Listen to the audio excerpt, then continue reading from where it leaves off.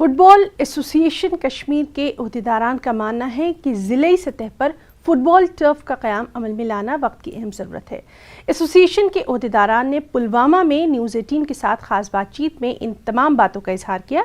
इससे पहले पहली मरतबा पुलवामा फुटबॉल एसोसिएशन के इंतखाब मुनक्किद हुए, जिसमें मोहम्मद मुदस्सिर डार को सदर नामजद किया गया, जबकि मुदस्सिर मजीद को सेक्रेटरी और इनायत को ट्रेजरर मुकर्रर किया गया। इस मौके पर फुटबॉल एसोसिएशन कश्मीर के अहदेदारों ने कहा कि ज़िले सतह पर एसोसिएशन कायम होने से फुटबॉल को पुलवामा में भी फरोग हासिल होगा। और सीजन तब हम देखेंगे जब हमारे हर डिस्ट्रिक्ट में टर्फ होगी, सिंथेटिक टर्फ होगी, जिसमें हमारा बच्चा एकेडमी चल सकेगी। क्योंकि हमारा, आप लोगों को पता है, अभी नवंबर आ गया, आज बारिश हो जाएगी, हमारा फुटबॉल बंद हो जाएगा मई तक।